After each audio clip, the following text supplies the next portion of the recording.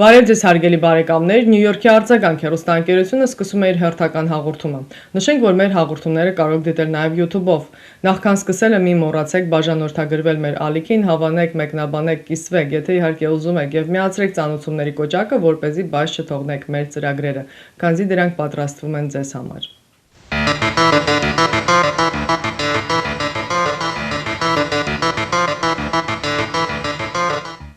Ամենայն հայոց կաթողիկոս Գարեգին II-ի առաջարկով եկեղեցիների համաշխարհային խորհուրդը Շվեյցարիայում կազմակերպել էր կրոնական ազատություն, հայկական հոգևոր մշակութային եւ պատմական ժառանգության պահպանումը Արցախում խորագրով միջազգային համաժողով։ Ամենայն հայոց կաթողիկոսը համաժողովում հայտարարել է, որ Թուրքիայի ռազմական աջակցությամբ Ադրբեջանը իրականացրել է ոճրագործություն, բռնազավթել եւ ամբողջապես հայաթափել է Արցախը, գրավել է Հայաստանի սահմանային կենսական նշանակություն ունեցող զգալի տարածքներ եւ խաղաղության պայմանագրի կնքման գործընթացում ներկայացնում են նորանոր պահանջներ։ Ադրբեջանը պատանդ է պահում Արցախի քաղաքական ղեկավարներին իրականացնելով նրանց նկատմամբ ցուցադրական շինծ ու դատավարություն միջազգային իրավական նորմերի աղաղակով խախտումներով, եզրափակել է ամենայն հայոց կաթողիկոս Գարեգին II-ը։ Նյու Յորք մետրոպոլիտեն շրջանի Արձագանք հեռուստաընկերությունը նոր վեբսայթ ունի։ Հաճախելով արձագանktv.com կայքը կարող եք տեսնել մեր հաղորդումները աշխարհի տարբեր անկյուններից, լինի դա բջջային հեռախոսով թե համակարգիչով։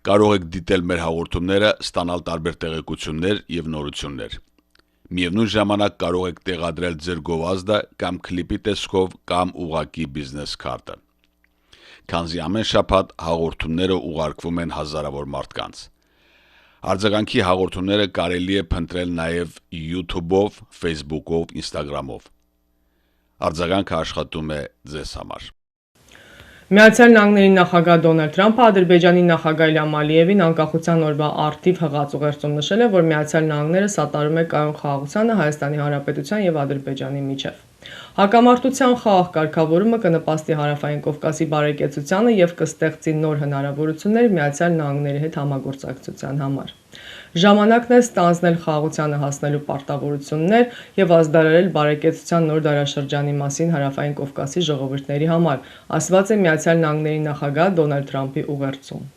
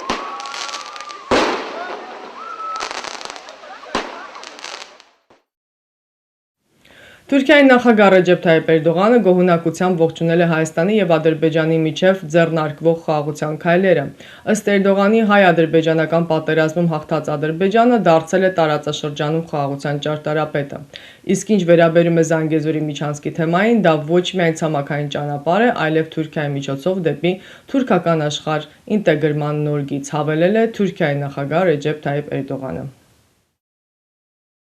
Արձագանք հեռուստաընկերությունը կազմակերպում է ճանապարհորդություն դեպի Հայաստան։ Ինչպես վկայում են նախկինում մեզ հետ ճամփորդածները, դուք կհանգստանաք թանկարժեք ու հարմարավետ հյուրանոցներում։ Ամեն օր կճաշակեք բազմատեսակ ուտեստներ առաջնակարգ ռեստորաններում, կվայելեք հայկական երաժշտությունը ու պարը։ Մեր շրջապտույտի շրջանակներում դուք կայցելեք Հայաստանի տեսարժան վայրերը, կհաճախեք թատրոններ եւ համերգասրահներ։ Մեզ հետ բոլոր պայմանները ստեղծված են ավելի գողտրիկ խմբով եւ ավելի ջերմ միջավայրում լավագույն հանգիստը անցկացնելու համար։ Զանգահարեք Արձագանք Հայկական հեռուստաընկերություն եւ վստահ եղեք, որ մենք ձեզ համար նախապատրաստել ենք Հայաստան մեկնելու լավագույն ճամփորդության ամենահարմարավետ պայմանները։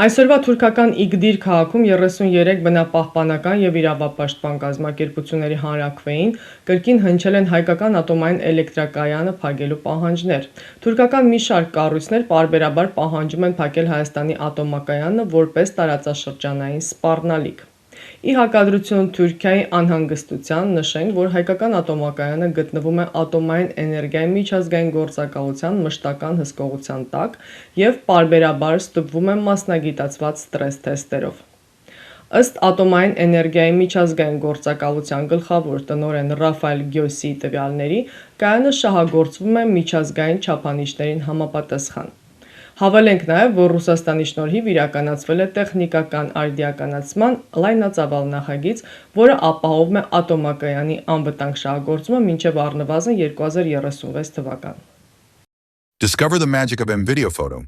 Looking for high-quality video and photo services for your event? At M-Video Photo, we combine exceptional quality with reasonable prices for a seamless experience. That's why you should choose us. Our talented team delivers seamless storytelling, creating personalized packages for your special moments. With over 5,000 happy clients and a perfect 5-star rating, we've been in business since 1996, creating unforgettable memories. We offer unbeatable prices with packages starting at just $495.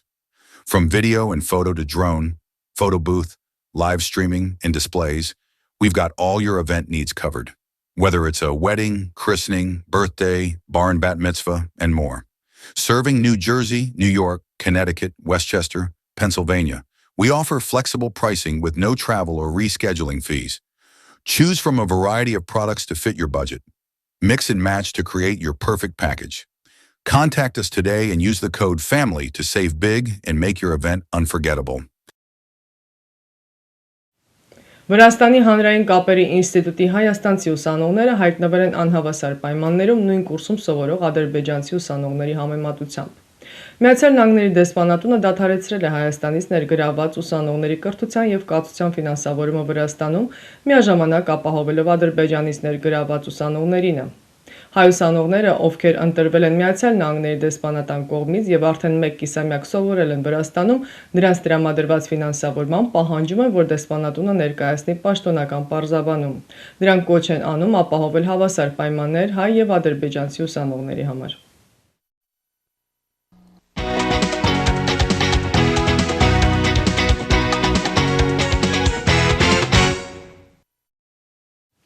Հարգելի բարեկամներ, շարունակում ենք մեր հաղորդումը։ Այս պահին ձեր ուշադրությանն ենք ներկայացնում մի ծրագիր, պատրաստված Ամերիկայում ֆուտբոլի լեգենդ մեր հայրենակից Արմանդ Բոբ Դիկրանյանի մասին, դիտեք։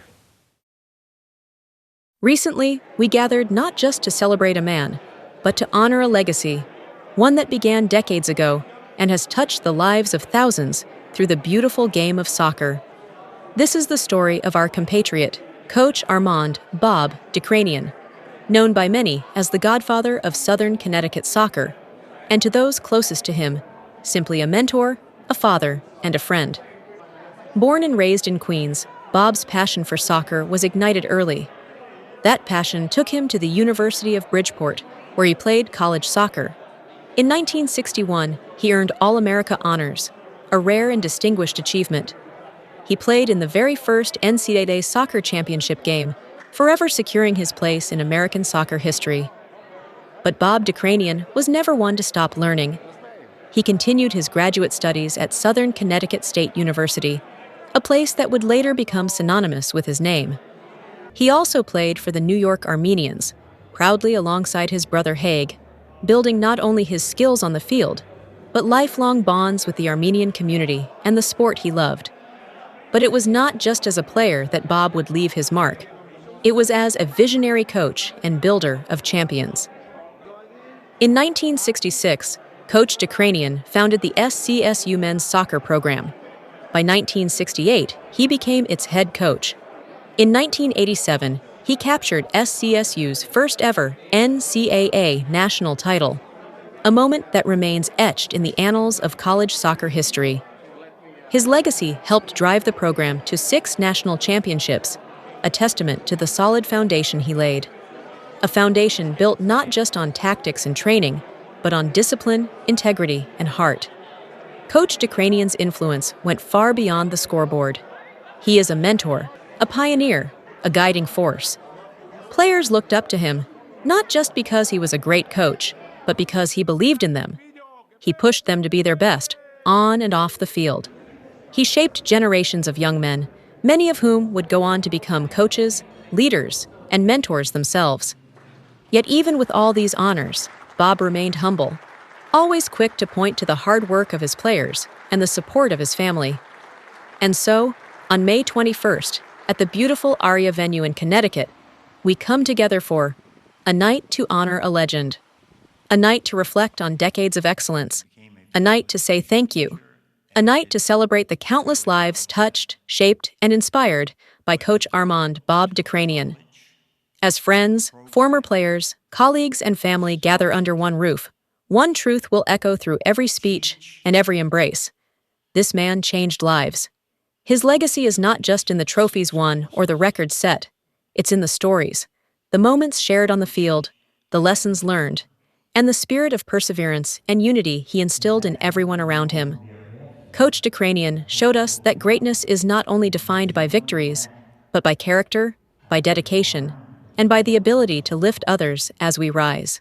The evening began with heartfelt opening remarks by Master of Ceremonies George Grande, setting the tone for a night of reflection, celebration, and deep gratitude. What followed were moving speeches by several prominent individuals, colleagues, and close friends, each sharing personal stories and unforgettable moments that highlighted the profound impact Coach Armanդ Bób Dikranyan has had on so many lives. We honor Bób Dikranyan.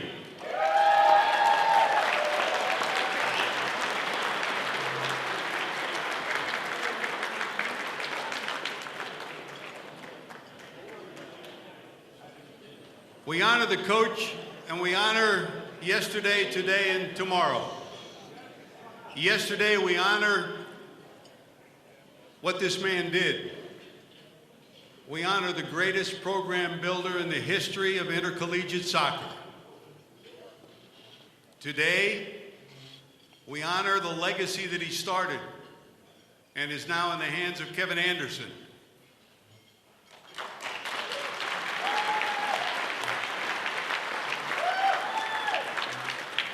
And tomorrow, we honor number 7. You know, right behind me, 6 national championships. In Division II history, no soccer program has ever had 7 national championships. And in Division II history, no sport has ever had 7. So next up, 7. Welcome, and what a great turnout far and wide to support and to honor Coach. And so I want to give you a quiz. There are 2 godfathers that's in my mind right now. The first one, they call him the hardest working man in showbiz. He's considered the godfather of soul. So who is that? James Brown, that's right. The godfather of soul. But we also have the godfather of Southern soccer. And who is that? I didn't hear you. Yeah, Coach Bob. All right. So he is considered. Oh, you kind of late with the response though.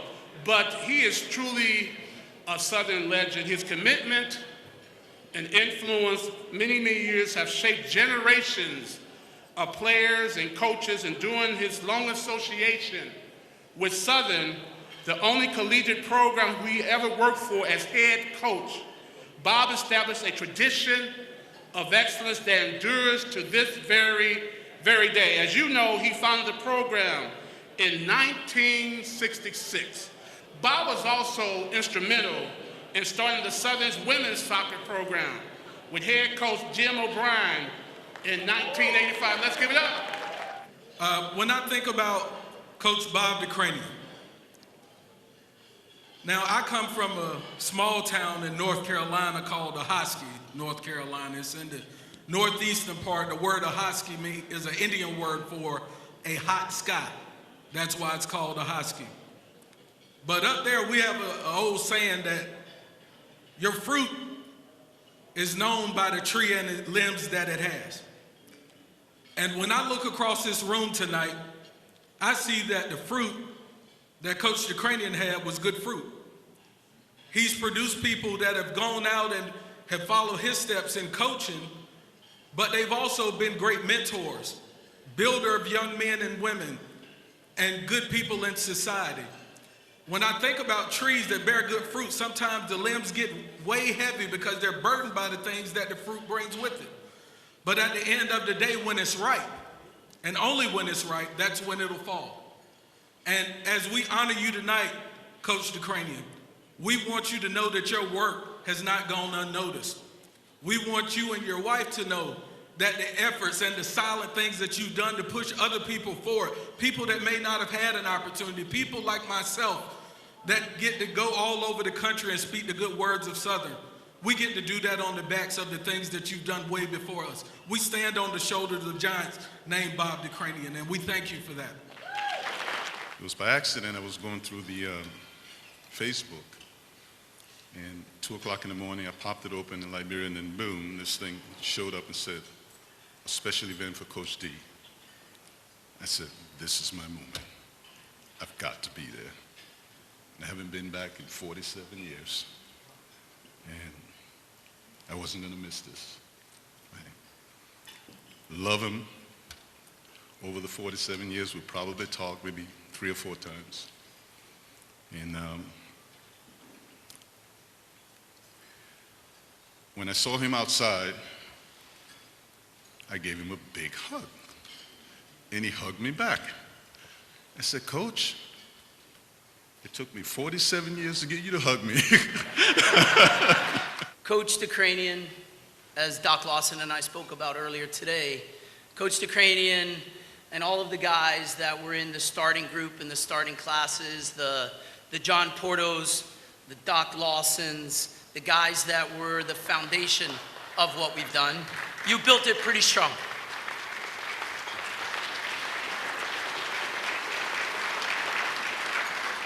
Then Coach Reed takes over, and this next group of guys starts to now build, well, quite frankly, is a mansion, right? But it's supported by all of this hard work. And then Tom Lang comes in, and he keeps the lights on. And the way I look at my responsibility is to take the message and the lessons that Coach has always shared with me.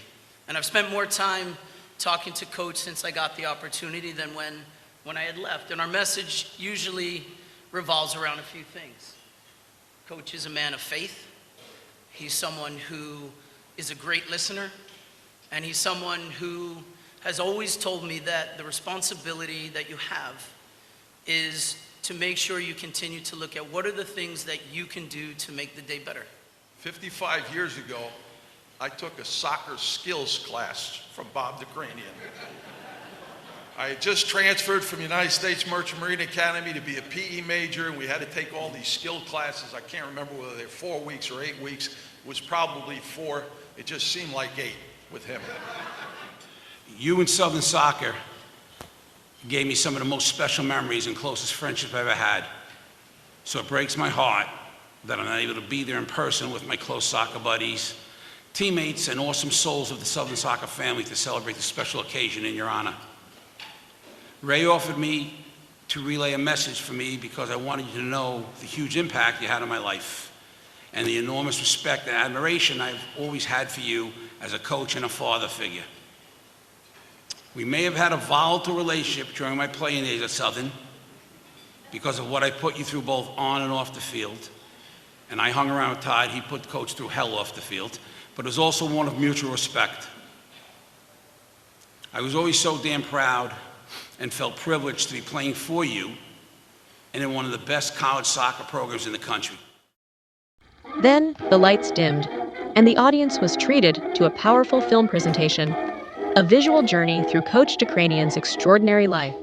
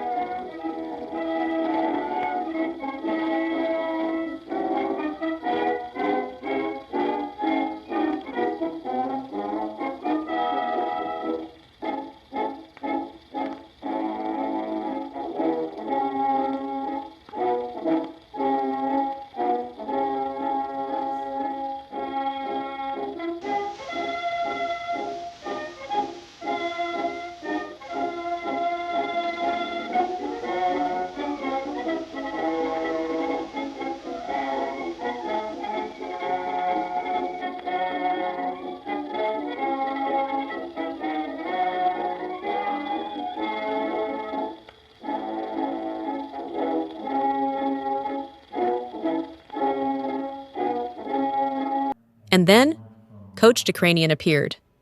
With grace and humility, he delivered a thank you speech that was both emotional and inspiring, reminding us once again of the character and heart that define his legacy. And I'm thankful that, number one, that I see young men and even some young ladies, because I work with Adam on a women's program, and I worked at Yale with Rudy Meredith, that they're doing so well.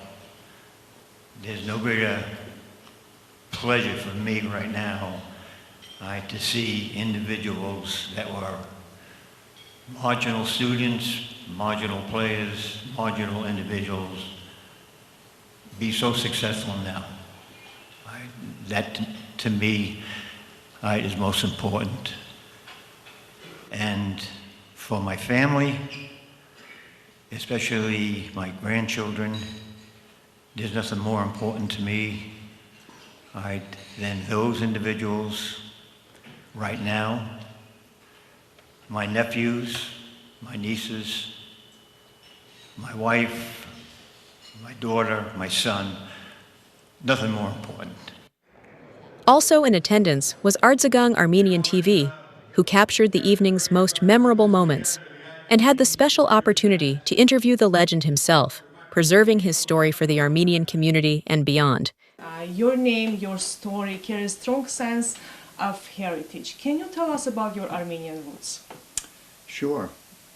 My parents came from Istanbul in the early 1900s.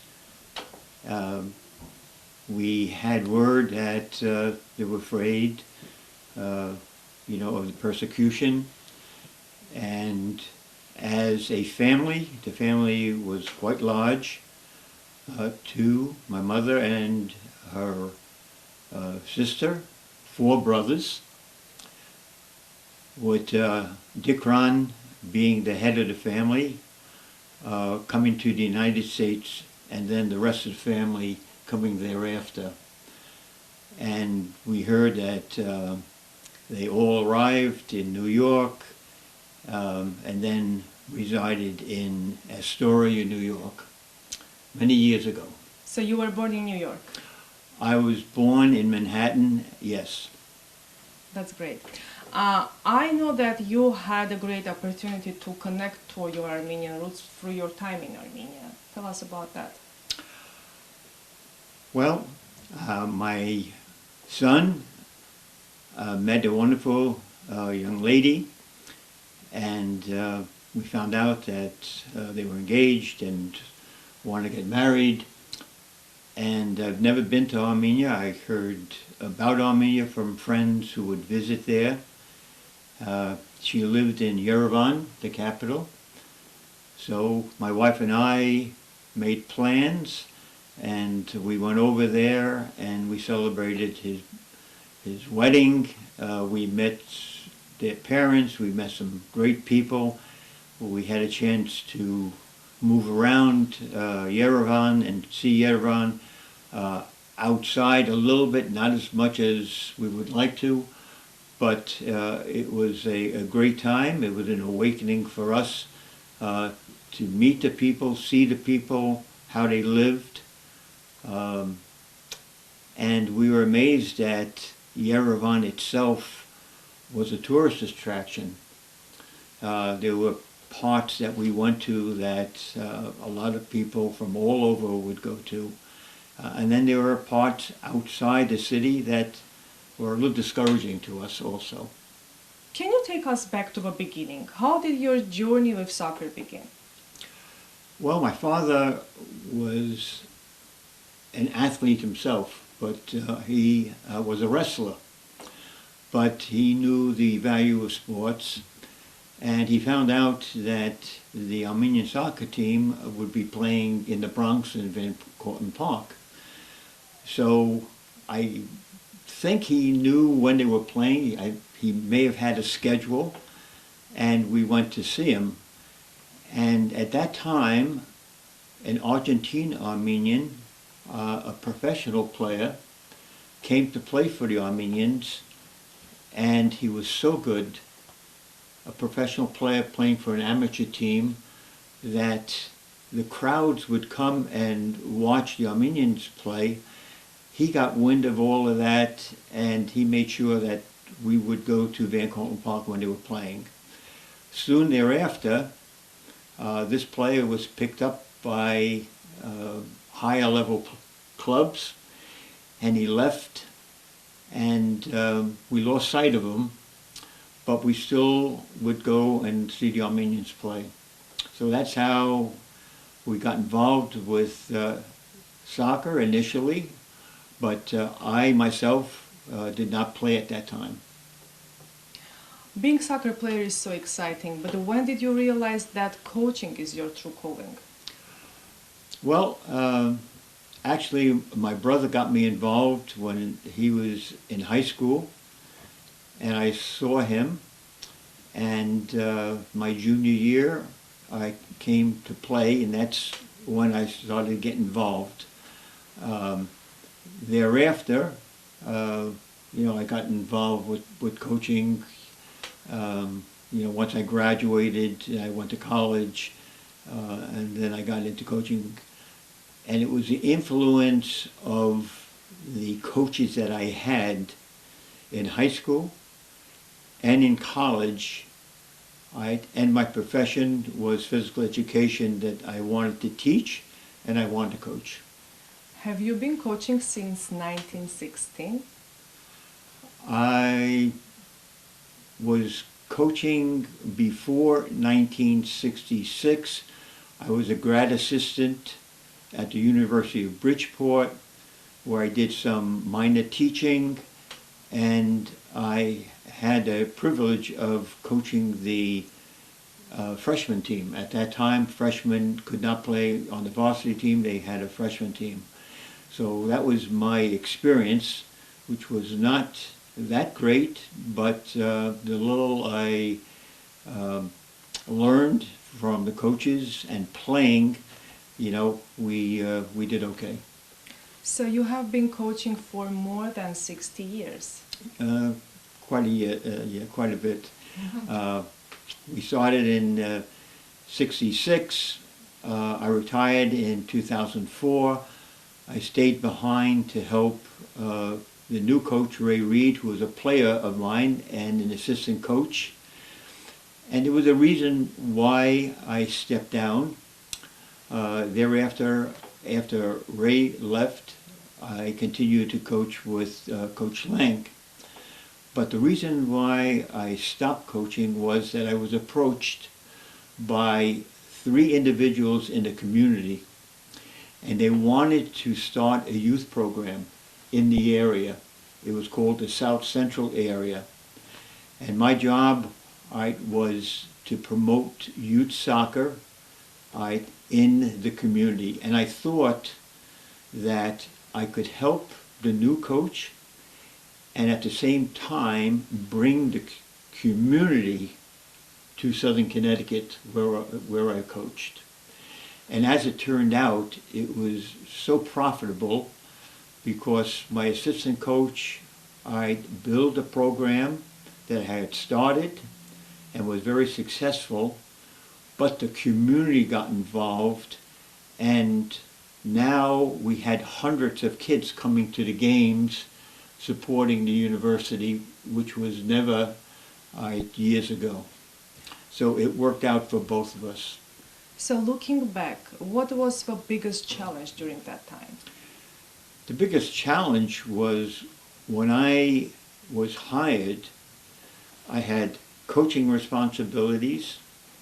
I had to coach tennis also, not only soccer, start the team, coach tennis. I had a full schedule of courses to teach. I had to advise students that were freshmen on what courses to take in their freshman year. The facility that we were at was one big room, and all the coaches were there. None of us had a private room. We were all one big family, and there was one telephone that you could use for out of state or out of the area. All the rest were local calls. So I had to go at night when no one was there to do my recruiting. Plus, I had to travel from Norwalk, where I was living, to Southern Connecticut, which is in New Haven. We had to find a place to live. We relocated. We finally got a home. So there was so many things that I had to do that was new, difficult, and challenging for a number of years. And what achievement stands out as the most valuable for you? Well, the achievement was one, myself personally. I went to school. I took more courses, but I also went to soccer coaching schools to broaden my coaching knowledge and understanding. And it was so valuable to me because I had one of the best teachers in the world at that time. And I had the benefit of that. And now my teaching methods were better. My coaching was better. My development of players, we thought, got better. Once we brought in better players, we had more success. And I thought at that time, you know, winning games was so important. And at that time, you know, to me it was. But there was an awakening, and that was just a few years ago, when we brought back the 1987 championship team, the first championship team. It was a Hall of Fame dinner, and we had about 18 players, some of the coaches, all come back from various parts, and I was amazed to see them. But the amazing part was how well some of the players were doing. And we're talking minority kids, not rich kids. We're talking some minority kids that now had good jobs and doing well. So what was a great thing, winning in the championship, when I saw this, you know, I was really overwhelmed. It is a really inspiring story. I also want to mention that you worked at Yale and your son David was also involved. He was helping you. Tell us about that, please. That came about because 2 years prior, I was asked to go to Florida to help one of our players who started a program at a major university. And for 2 years I helped him because he felt that I could be of help to him. And after the 2 years I came back, and I found out that one of my players, a second player, was now the head coach at Yale University. My son, I talked to him, and he contacted me to be part of his program. And I was an assistant to him for maybe 6-7 years at Yale University. And it was a different experience, even though the sport is the same, but dealing with ladies is different than dealing with men. So we had a good experience. I enjoyed it. Hopefully I was of some benefit. And I worked with my son because he did all the video that we used to show the players, you know, what was good, what was not so good. I think between the three of us, you know, I thought we did an admirable job. Great job. Many people have noticed, and I noticed that too, that you have a gold soccer ball on your chain, and I'm sure it's very special for you. Can you tell us the story behind it? Yes. Can we show that to the audience? Sure. It came about surprisingly. a young man on our freshman team during the spring season. We were playing various games. We were limited to 4 games in the spring, and that was a NCAA ruling. And in the last contest, we were in like a mini tournament, 4 teams, and we all played against each other. And this young man projected himself and had a good tournament. He scored a couple of goals, and I think the fall season, the winter season, helped him. And now he showed himself to be a very good player. And I think if he would have stayed, I think he would have been a valuable asset in his junior year, senior year. He came to me after the season was over, into my office, and he says, "Coach," he says, "thank you very much for all you did for me." And I didn't do anything special to him other than any other player. Now, as a head coach, you always look for your better players, your starting team, because they play the most, and you make changes there. And he was more, of a freshman group that was learning. So for him to come in and say the words that he did, because I didn't think I did anything special for him. But anyway, I was happy that he was happy that he had a good experience, but I was not happy that he said he had to go home. And he didn't tell me why, but with a lot of minority kids, they're needed at home to work, help their family, so forth. And prior to leaving, he left me this gold chain, which is very special to me because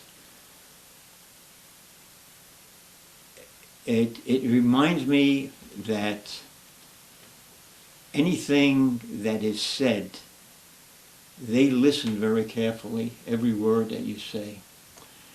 And I must have said things to him near the end where he played very well, or maybe I took an interest to him when he was playing during the fall. Whatever it was, I made an impression, and I didn't even know it. And he rewarded me with this. And I haven't taken this off. It's always been with me as a reminder that when you coach, when you deal with people, what you say is so very important. You're making an impact. Yeah, yes. yeah. The only thing I added was the ball. He gave me the chain, and my wife gave me the dove. All right, and I only took it off. I had a itch problem, and I got rid of that, and now I'm wearing it again. So that's very special to me. Your impact on soccer community in Connecticut and beyond is incredible. And I believe during your 60 years of coaching, you have worked with hundreds of kids or more, with so many coaches. And what will be your message to young athletes and coaches who want to make something as valuable as you did? Very interesting that you asked me that question. During my development as a coach and as a teacher, we were experiencing difficulty. We would reach a certain plateau and we weren't getting beyond. So it was in the locker room that I had a coach with me, another coach with me, and I was moaning and groaning to him about, well, this player didn't do that, and, he could have done better. And he just listened, while I vented. So after, maybe a few minutes of me venting, he looked at me and he says, "Coach," he says, "the first thing, we should do as coaches, that you should do, is look at yourself and what can you do right, to be better. And I've never forgotten that. In fact, the same coach, when I was driving up from Florida with my wife, was on the phone with me, telling me, you know, he was very sorry he couldn't attend this banquet, right, but he was sorry, but he had some fine words to say to me. And I said to him, I said, you know, I said, thank you for your kind words, but you don't know how much of an impact you had. And it was threefold. Threefold was that he had teams that was far superior to our team, but he would come to play against us, and he gave us the competition that we needed. You have to play against good people to get better. All right, that was number one. Number two, he sent us 4 dynamic players that helped us with our program and grow. 4 dynamic players. So we were getting players from him. And the third thing was, I said, you probably don't remember it, and he didn't, the advice you gave to me. And I've never forgotten that what we say is so important, all right, and we should be thankful. I should be thankful that I got that message. My next question is about balance. How did you balance your professional and personal life? That was very difficult because you're away from home, recruiting, away games, and at the same time, you know, you have a family, or it's very difficult. So whatever free time you have to devote to your family. My first wife was very understanding to the profession, even to the point where when it was Easter or Thanksgiving, if there was a player that had no place to go because they came from a distance, you know, we would have them over. She was very giving in that way. And I was very appreciative of the fact that she was very open to helping young men. That hasn't changed with my wife that I met 15 years ago. That she is probably the most giving person that I've met. And it's so interesting how we met at Thanksgiving at my sister's home in Baldwinville, New York. And I met her, and like most men, you try to be nice, and you try to make a nice impression and so forth. And, you know, I tried to do that. And even when we were engaged and we got married, I tried to do, you know, simple things, you know, how you open the door, you know, car door, or when you go through it to a restaurant, you open, you know, you know, some guys would do flowers. I didn't do flowers. But I tried to be like the nice guy image. Well, at one of our receptions, my sister got up and she said some kind words about Armands Bób Dikranyani being the calm, quiet guy, conservative guy in the family, and listened a lot and didn't talk too much. And everyone was listening. And then my friend John Nowakowski, right after she had spoken, gets up and says, I want to tell you something. I want to tell you a little story. We were playing golf, right?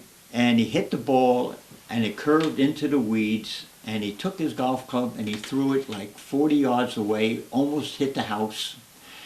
And everyone started laughing. So he says, when you talk about him being calm and nice and so forth, you know, so everyone started laughing. And my wife was there. She probably laughed too. That was the first thing. The second was, we were at Yale, and David, my son, probably knows this. A women's game between Harvard and Yale. Tough game, 0-0 to the very end. And the referee called a penalty kick against us the last second, which shouldn't have been called. They scored, they won. I was so upset that I grabbed my stuff, I ran down, I think my wife followed me, you know, we went down the stadium, we went, you know, and I gave the referee, you know, my not so nice words. Nothing bad. Is that possible? No, it shouldn't be done, but under the circumstances, I was so upset. When my wife saw this, she put together one thing and the second thing, and she says, this guy is a competitive guy. Coach Dikranyan, thank you for your time, your story, your heart you shared with us today. Your passion, dedication, and impact on the game are so valuable for us, for soccer community, for Armenian community, for everyone. And thank you for everything. Congratulations one more time. Thank you.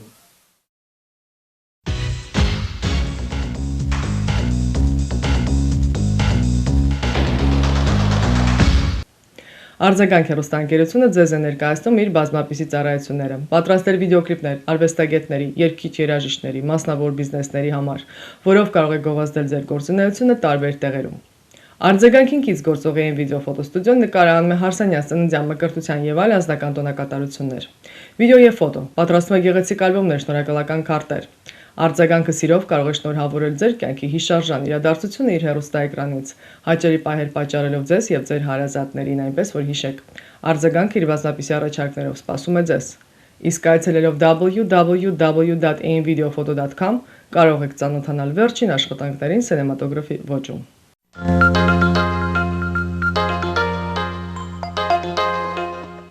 Այսքանով ամփոփում ենք մեր հաղորդումը, ամբողջական հաղորդումը կարող դիտել www.artzagangtv.com կայքում։ Կհանդիպենք հաջորդ շաբաթ։